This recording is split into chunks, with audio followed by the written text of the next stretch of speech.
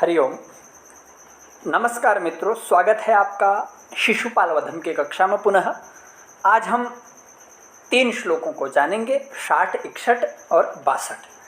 तो आइए कवि के इस कल्पना क्रम में, वर्णन क्रम में जानते हैं कि अब उन्होंने अग्रिम श्लोकों के माध्यम से किस प्रकार से कल्पना की है। तो आज हम 3 श्लोकों को अच्छे प्रकार से जानेंगे। तो आइए आरंभ करते हैं 60वें श्लोक से। तो हमारा 60वां श्लोक है शिशुपाल वधम के प्रथम सर्ग का। विदग्धलीलोचित दंत पत्रिका, विदग्धलीलोचित दंत पत्रिका, विधित्सयानून मनेन मानिना, विधित्सयानून मनेन मानिना, न जातु वैनायकमेकमुद्धृतं, न जातु वैनायकमेकमुद्धृतं, विषाणमद्यापि पुनः प्ररोहति, विषाणमद्यापि पुनः प्ररोहति। तो प्रसंग यह है इस श्लोक का, देवर्षि नारद भगवान श्री कृष्ण को बताते हुए जो त्रेता युग में उत्पन्न हुआ राक्षस राज रावण, उनके पराक्रम का वर्णन कर रहे हैं। तो इस श्लोक में भी उसके एक विशिष्ट, एक अत्यधिक महत्ता को बताते हुए इसमें भी उनका वर्णन कर रहे हैं। तो इसमें क्या कह रहे हैं कि आप सभी जानते हैं जो आदिदेव हैं, अर्थात भगवान श्री गणेश हैं। हम सभी समस्त देवी देवताओं के पूजा के आरंभ में सर्वप्रथम उनका पूजन करते हैं। तो उनकी एक जो उपाधि है वो एक दंत है, एक दंत दयावंत। एक दंत कहने का मतलब है श्री गणेश को एक दांत वाला माना जाता है। तो उनका एक दांत क्यों है, 2 दांत क्यों नहीं है, तो उसी विषय में यह श्लोक है कि एक दांत क्यों है, इसके पीछे कारण क्या है। तो कवि इस पर कल्पना ही कर रहा है, वास्तविकता यह नहीं है। वास्तविकता क्या है वो भी मैं आपको बताऊंगा। तो इस पर कह रहे हैं कि विदग्ध लीलोचित दंत पत्रिका विधित्सया नूनम अनेन मानिना, न जातु वैनायकम एकम उद्धृतम, विषाणम अद्यापि पुनः न प्ररोहति। जातु से पहले जो न है वो यहाँ आ जाएगा, अद्यापि पुनः न प्ररोहति, आज भी पुनः उग नहीं रहा है। वह जो गणेश जी का जो दांत है वो आज भी पुनः न प्ररोहति। विषाणम दंतम, विषाण कहते हैं दांत को, और कैसा है वो, एकम विषाणम, एक दांत, एकम विषाणम, एकह दंतः अद्यापि पुनः न प्ररोहति, एक दांत आज भी उनका उग नहीं रहा है। तो कारण क्या है, वह उद्धृतम, उखाड़ लिया गया है। वैनायकम, वैनायकम विनायकस्य, विनायकस्य विषाणम, एकम विषाणम, अर्थात विनायकस्य भगवतो गणेशस्य, भगवान श्री गणेश का वैनायक कहेंगे उसको, विनायक का है इसलिए उसको वैनायक कहेंगे। तो विनायक का जो एकम विषाणम उद्धृतम, एक दांत उखाड़ लिया गया था, जातु माने के कदाचित कभी, इसीलिए वो अद्यपि आज भी पुनः न प्ररोहति, वह अब उत्पन्न नहीं होता है। अब वो किसने उखाड़ लिया था और किस कारण से उखाड़ लिया था वो हमारा जानना आकांक्षा बनता है। तो अनेन मानिना, अनेन रावणेन, सर्वनाम शब्द किसके लिए प्रयोग है, रावण के लिए। तो अनेन मानिना, मानिना अभिमानिना, इस अभिमानी रावण के द्वारा वैनायकम एकम उद्धृतम, भगवान श्री गणेश का एक दांत उखाड़ लिया था, जो आज भी पुनः न प्ररोहति, पुनः नहीं उग रहा है। ठीक है, अब वो किसने उखाड़ लिया था तो इसका भी पता चल गया, अनेन मानिना, इस रावण ने उखाड़ लिया था। अब कह रहे हैं कि क्यों उखाड़ा, कारण क्या था, तो विदग्ध लीलोचित दंत पत्रिका विधित्सया, पूरा एक पद है। विदग्ध माने, विदग्ध कहते हैं यहाँ पर, विदग्ध का वैसे निपुण के लिए प्रयोग किया जाता है, चतुर के लिए प्रयोग, यहाँ चतुर का प्रयोग है।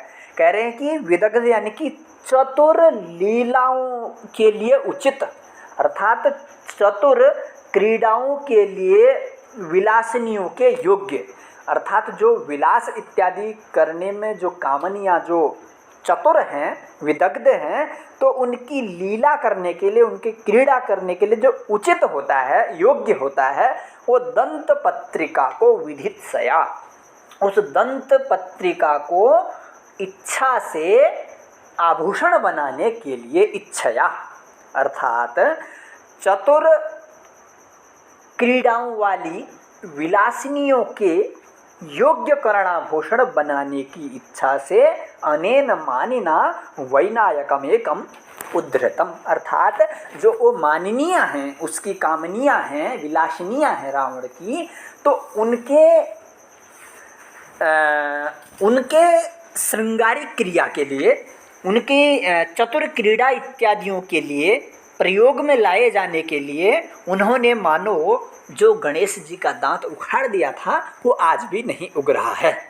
इससे यह महत्वता प्रकट हो रही है कि जो रावण जैसे महापराक्रमी महाविद्वान की जो विलासनियाँ हैं वो किसी सामान्य वस्तु से नहीं खेल सकती, सामान्य वस्तु से चतुर क्रीड़ा नहीं कर सकती, क्योंकि वो रावण की विलासनियाँ हैं। तो किसी विशिष्ट चीज़ से ही वह क्रीड़ा करेंगे। तो विशिष्ट चीज़ क्या है? वो भी भगवान श्री गणेश का दांत है। तो इससे मात्र इतना बताने का उद्देश्य है कवि का कि गणेश जी जैसे देवों के आदिदेव विनायक, इतने बड़े देवता के दांत से वो क्रीड़ा करने वाली कामनियों का स्वामी है रावण। तो इसलिए यहाँ पर इस महत्वता को दिखाने के लिए ही ऐसा कहा गया है। किंतु रावण को श्री गणेश का एक दांत उखाड़ने वाला बताया गया, अतः यहाँ उत्प्रेक्षा अलंकार है। उत्प्रेक्षा अलंकार इसलिए है क्योंकि यह सत्य कथा नहीं है। नूनम शब्द का प्रयोग दिख रहा होगा आपको द्वितीय पाद में, नूनम अनेन। तो नूनम, मन्ये, शंके, ध्रुवम इत्यादि शब्दों का जहाँ पर प्रयोग होता है वहाँ पर उत्प्रेक्षा है। उत्प्रेक्षा कहना मतलब है जो ये कल्पना करते हैं वो कल्पना मात्र काल्पनिक होती है, सत्य नहीं होती है। किंतु पौराणिक कथा के अनुसार जो गणेश जी का दांत है वो परशुराम के साथ युद्ध करते समय टूट गया था। यह पौराणिक सत्य कथा है। किंतु प्रस्तुत पद्य में रावण ने अपनी रानियों के आभूषण बनवाने के लिए उसका दांत तोड़ा था। एक दांत होने के कारण गणेश जी को एक दंत भी कहा जाता है, इसलिए उनको एक दंत कहा जाता है। तो इस प्रकार से इस सुंदर उत्प्रेक्षा के द्वारा इस श्लोक में कवि ने अपनी उत्प्रेक्षा को, अपनी कल्पना को प्रदर्शित किया है। तो वंशस्थ छंद है और इसमें उत्प्रेक्षा अलंकार है। आइए अग्रिम श्लोक देखते हैं। निशांत नारी परिधान धूननस, निशांत नारी परिधान धूनन स्फुटाग, स्फुटाग साप्युरुषुलोल चक्षुषः, स्फुटाग स्फुटागशाप्युरुषुलोल चक्षुषः, प्रियेण तस्यान्न पराध बाधिताः, प्रियेण तस्यान्न पराध बाधिताः, प्रकम्पनेनानुचकम्पिरेषुराः, प्रकम्पनेनानुचकम्पिरेषुराः। इसमें भी रावण के ही अनेकों वर्णनों के माध्यम से एक विशिष्ट वर्णन का इसमें भी उपयोग किया है। इसमें जो उपयोग किया है कि उसने अपने यहाँ जितने भी देवी देवताओं को कैद किया था उनको किस कारण से छोड़ा वो बता रहे हैं कि, तो इसमें क्या कह रहे हैं कि निशांत नारी परिधान धूनन स्फुटागसा अपि उरुषु लोलचक्षुषः प्रियेण तस्य अनपराध बाधिताः, प्रकम्पनेन अनुचकम्पिरे सुराः। सुराः अर्थात देवताः, जो देवता हैं वो अनुचकम्पिरे, अनुग्रहित कराए गए अर्थात बंधन मुक्त कर दिए गए। कौन? सुराः। सुराः अनुचकम्पिरे अर्थात सुराः बंधन मुक्ति कृताः, अर्थात सुरों को बंधनों से मुक्त कर दिया। कारण क्या है? प्रकंपनेन, उस प्रकंपा से पवन के द्वारा, प्रकंपेन अर्थात जो कंपन युक्त कंपनशील है उसके द्वारा, अनुचकंपिरे शुराः, उसके द्वारा, पवन के द्वारा, ठीक है, उस पवन के द्वारा ही उन सभी देवी देवताओं पर अनुकंपा करके रावण ने उनको वहाँ से मुक्त कर दिया। और वो प्रकंपेन, उसके लिए उसका अन्य विशेषण क्या है, प्रियेण प्रकंपेन, प्रिय, प्रिय के द्वारा और प्रिय पवन के द्वारा अनुगृहित कराए गए बंधन मुक्त वहाँ से देव हो गए। और वो देव कैसे हैं, तस्य प्रियेण, तस्य प्रियेण, उसके प्रेम के द्वारा उस पर प्रसन्न हो गए रावण जी। किस पर, उस जो पवन देव हैं, वायुदेव हैं, उनकी प्रकंपना के द्वारा, उनकी अनुकंपा के द्वारा ही उन्होंने अन्य देवों को भी छोड़ दिया। और वो देवता वहाँ पर जो कैद हैं, जो उसने अपने वश में उनको वहाँ पर स्थापित किया, वो कैसे हैं, अनपराध बाधिताः, बिना अपराध से बांधे गए हैं। अपराधेन विना ये सुराः तत्र बाधिताः तेपि तस्य प्रियेण प्रकंपनेन अनुचकंपिरे, उनको भी उसकी अनुकंपा से, उस वायुदेव की अनुकंपा से उन अनपराध निरपराध बंधे हुए देवताओं को भी उसने मुक्त कर दिया, छोड़ दिया रावण ने। ठीक है, और तस्य का विशेषण कैसा हो जाएगा, लोल चक्षुषः, लोल चक्षुषः तस्य, लोल चक्षुषः जो ये विशेषण हो जाएगा रावण के लिए हो जाएगा, चंचल आँखों वाले, तृष्णा से दृष्टि डालने वाले, तस्य प्रियेण, उसके प्रेम के द्वारा, लोलन चक्षुषः तस्य, यानी कि लोल चक्षुषः यानी कि चंचल दृष्टि वाले, तस्य रावणस्य प्रियेण प्रकंपेन, उस रावण के प्रिय वायुदेव के द्वारा अनपराध बाधितासुराः अनुचकंपिरे, वो बंधे गए देव वो वहाँ से मुक्त कर दिए गए। अब यहाँ पर प्रश्न यह उठता है कि उस वायुदेव पर जब सभी देवताओं को उसने वहाँ सूर्य को, वरुण को, कुबेर को, सभी को यदि बांधा था तो वायुदेव को भी बांधा था, तो वायुदेव पर प्रिय कैसे हो गया, वायुदेव पर इतना स्नेह कैसे हो गया रावण का, जो उसने उस वायुदेव के प्रेम के कारण अन्य देवों को भी वहाँ से मुक्त कर दिया। तो इसका कारण ये पहली लाइन है, निशांत नारी परिधान धूनन स्फुटागशापि उरुषु लोल चक्षुषः, कह रहे हैं कि निशांत नारी, निशांत यानी कि उसके अंतःपुर में रहने वाली नारी, निशांत नारी, अंतःपुर नारी, कामिनियों को परिधान धूनन, परिधान कहते हैं कपड़े को, धूनन यानी उड़ाने वाले, अर्थात उसके अंतःपुर में निवास करने वाली जो कामिनियां हैं उनके वस्त्रों को उड़ाने वाले, और स्फुटागसा, वस्त्रों को उड़ाने के कारण स्फुटित हो गया है पाप जिसका, स्फुटागसा पि उरुषु लोल चक्षुषः, जब उस वायुदेव ने उन अंतःपुर में निवास करने वाली कामिनियों के वस्त्रों को धूनन कर दिया, और धूनन करने के कारण अर्थात उड़ा दिया, तो उनको उड़ाने के कारण उसका जो अग है, अग माने होता है पाप, तो स्फुटित होने लगा, अर्थात वहाँ पर अपराधी हो गया पवन। तो उस पर भी उन उरुसु, उरुसु यानी कि उनकी जंघाओं पर, कामिनियों की जंघाओं पर लोल चक्षुषः, उसकी जो रावण की जो दृष्टि है वो चंचल दृष्टि उनकी कामिनियों की जंघाओं पर पड़ी, तो इसीलिए उसको आनंद की अनुभूति हुई। उस आनंद की अनुभूति होने के कारण वह उस पवन देव पर, वायु पर क्रोधित न होता हुआ भी, क्रोध न होता हुआ बल्कि उसने क्रोध के ऊपर और प्रसन्न होकर के अन्य देवों को भी वहाँ से मुक्त कर दिया। अंतःपुर की ललनाओं की साड़ियों यानी कामिनियाँ जो उसके विलासनियाँ है रावण की, उसकी साड़ियों को उड़ाने के कारण स्पष्ट अपराधी होते हुए भी, अपराधी है पवन देव क्योंकि उसने परस्त्री के वस्त्रों को उड़ाया, तो इसलिए वो अगसा, स्फुटागसा है, तो स्फुटागसा, तो अपि उरुषु, उरुषु यानी कि उनकी जंघाओं पर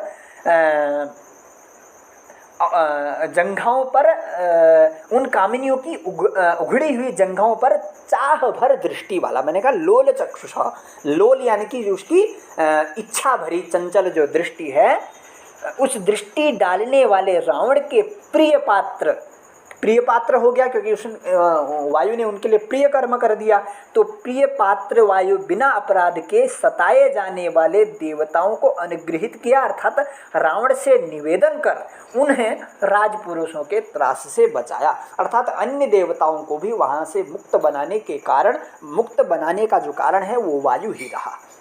तो इस प्रकार से बड़ा गूढ़ार्थ इस श्लोक में है, तो यह परीक्षा के लिए महत्वपूर्ण भी हो सकता है, तो अच्छी प्रकार से हमें ध्यान रखना है। तो इसमें अलंकार यदि हम देखें तो अर्थालंकार ही स्पष्ट होता है, अनुप्रास अलंकार। जैसे प्रथम पाद के अंतिम में निशांत नारी परिधान धूनन, धकार का पुनः प्रयोग है, और द्वितीय में भी लोल चक्षुषः, फिर तृतीय में नहीं है और चतुर्थ पाद में है प्रकंपनेन अनुचकंपिरे शुरा। यहाँ पर म और प का पहले संयोग है, फिर बाद में म और प का संयोग है, तो अर्थात कई बार इनकी आवृत्ति हुई है, तो अनुप्रास अलंकार इस प्रकार से स्पष्ट है। तो अब यह 62वां श्लोक देखते हैं। तो अभी 62 तक यह श्लोक अत्यंत थोड़ा कठिन है, इसके बाद के जो श्लोक हैं वो बड़े ही सरल हैं, आगे पढ़ने में आनंद आएगा। आइए 62वां श्लोक देखते हैं।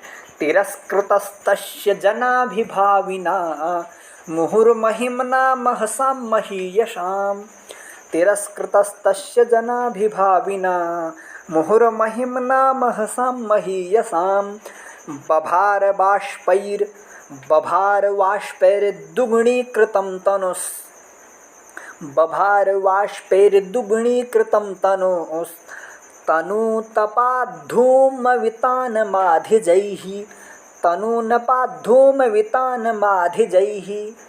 अब इस श्लोक में जिस प्रकार पूर्व वाले श्लोकों में आ रहा था कि इंद्र परेशान हो गया, वरुण परेशान हो गया, यम परेशान हो गया, तो अब इस श्लोक में बताए रहे कि उस रावण के आतंक से अग्निदेव भी दुखी होने लगे। वह किस प्रकार से दुखी होने लगे वो इस श्लोक में हम जानेंगे। तो इसमें साक्षात यह बताया है कि अग्निदेव के भी आंसू आने लगे, ऐसा बता रहे। तो किस प्रकार से वो जानते हैं कि तस्य जनाभिभाविना मुहुर्महिम्ना महसां महीयसाम्, इसमें कह रहे हैं कि तस्य रावणस्य, उस रावण के जनाभिभाविना, लोगों को अभिभूत करने वाले, लोगों को डराने वाले, भयभीत करने वाले, अभिभाविना रावणेन, तस्य जनाभिभाविना रावणेन महीयसां महसां महिम्ना मुहुः तिरस्कृतः, अर्थात महीयसां अत्यंत महान तेजों के, महिम्ना मही के द्वारा, अर्थात सभी लोगों को अभिभूत करने वाले, भयभीत करने वाले, उसके द्वारा भाविना अभिमानिना रावणेन महीयसा महसाम, अर्थात अत्यधिक तेजों से युक्त, महिम्ना महिमा के द्वारा, अत्यधिक तेजस्वी था रावण। इसमें तो इस श्लोक में यहाँ तक यह भी बताया कि अग्नि का जो तेज होता है, जो सब कुछ समाहित करने की शक्ति रखता है, किंतु रावण के अंदर उससे भी अधिक तेज था। तो महीयसाम महसाम महिम्ना मुहुः तिरस्कृतः, अर्थात उसने अपनी अत्यंत तेज युक्त महिमा, तेज से अत्यधिक तीव्र तेज से उस उस तेज की महिमा के द्वारा मुहुः तिरस्कृतः, बार बार तिरस्कृत कर दिया। तिरस्कृतः कह तिरस्कृतः, तनुः तनूनपात, तनुः का यह जो शब्द है यहाँ पर कृष के लिए प्रयोग किया गया है, अर्थात कृष कौन है? वह अग्निदेव। तनूनपात, तनुः तनूनपात, तनूनपात इतना जो यह शब्द है चतुर्थ पाद के आरंभ में तनुः तनुस् तनूनपात, तो तनूनपात अग्निदेव के लिए प्रयोग किया गया है और तनुः उनका विशेषण है, तनूनपात का विशेषण है। और अग्निदेव भी कैसे हो गए? तनु हो गए, अर्थात कृष कमजोर हो गए। कहते हैं तनुः तनूनपात तस्य जनाभिभाविना महीयसा महिम्ना महीयशाम महशाम महिम्ना मुहु तिरस्कृतः, उस अग्नि को, अग्निदेव को बार बार उसने तिरस्कृत किया। किससे? अपने तेज के प्रभाव से। महशाम बोला अत्यधिक तेज के प्रभाव से उन्होंने अग्निदेव को भी पराजित कर दिया। तिरस्कृतः कृतः, तो फिर कहते हैं कि तनुः तनून पात, और कृष्ण अग्निदेव ने आधिजैहि वाष्पैहि दुगुणीकृतं धूम वितानम बभार, और अग्निदेव ने भी उससे अभिभूत होकर के, डर करके क्या किया? आधिजैहि, आधिजै व्याधि से उत्पन्न, आधि कहते हैं व्याधि को, तो मानसिक व्याधि उत्पन्न होगी उनको, तो आधिजैहि मानसिक रोगेण बाष्पैहि, और गर्म आंसुओं के द्वारा, क्योंकि उनको मानसिक रोग हुआ है तो अब गर्म आंसू आ रहे हैं। अभी मानसिक रोग क्या है वो बताऊंगा आगे। तो आधिजयी वाष्पैहि अर्थात आंतरिक रोग से उत्पन्न होने वाले आंसुओं के द्वारा द्विगुणीकृतम धूम वितानम, द्विगुणीकृतम अर्थात दुगुना हुआ, जो एक गुना से दो गुना हो गया है, ऐसा क्या? धूम वितानम, धूम वितानम यानी कि धूम के मंडल को, अग्नि भी होती है और अग्नि के ऊपर धुआं भी उड़ता है, तो वो धुआं कैसा हो गया? द्विगुणीकृतम, तो द्विगुणा बनाया हुआ धूम वितानम बभार, द्विगुणा बनाया हुआ जो उसका धूम का मंडल था उसको अग्निदेव ने धारण किया। अब कारण क्या है? जब वह रावण के तेज से अग्निदेव पराभूत हो रहे थे, तो पराभूत होने के कारण वह उनको आंतरिक आधी व्याधि उत्पन्न होगी, तो उससे उनके आंसू आने लगे, आंसू आने लगे तो उनकी ही अग्नि में आंसू गिरने लगे, तो आंसू गिरने के बाद अग्नि बुझ गई, अग्नि बुझने के बाद जो धुआं आने लगा वही धुआं उन्होंने धारण किया। इस प्रकार का धुआं धारण करा जो उनके ही आंसुओं से अत्यधिक बढ़ रहा था। तो इसमें कारण, उससे भी पहले कारण यही था कि रावण ने अपने तेज से अग्नि के तेज को भी पराजित कर दिया। तो इसमें रावण की महिमा को भी इतने आगे तक कवि ने कल्पित किया है। इस प्रकार के धूम वितानम अग्नि ने धारण किया। तो इस प्रकार से अग्नि के क्षीण होने से ही धुआं चारों ओर फैल जाता है। जब अग्नि खत्म हो जाती है वहाँ पर यदि हम पानी डाल देते हैं तो अग्नि का जो धुआं है वो और अधिक बढ़ता है। यदि उसमें कुछ जल डाल दिया जाए तब और भी अधिक धुआं फैलता है। रावण के महान तेज से तिरस्कृत अग्नि के हृदय में दुखद रूपी धुआं भर गया जो बार बार बाहर निकल रहा था। तो इस प्रकार से अतिशयोक्ति अलंकार इसमें स्पष्ट है। तो वंशस्थ छंद प्रायः प्रथम सर्ग में है ही। तो आज के लिए इन 3 श्लोकों में बस इतना ही। आप पुनः अच्छे प्रकार से इनका वाचन करें, अच्छी प्रकार से पुनः देखें वीडियो को। तो अग्रिम श्लोकों को लेकर के मैं आप सभी के सामने उपस्थित होऊंगा। तो तब तक के लिए आप सभी का धन्यवाद। नमस्कार।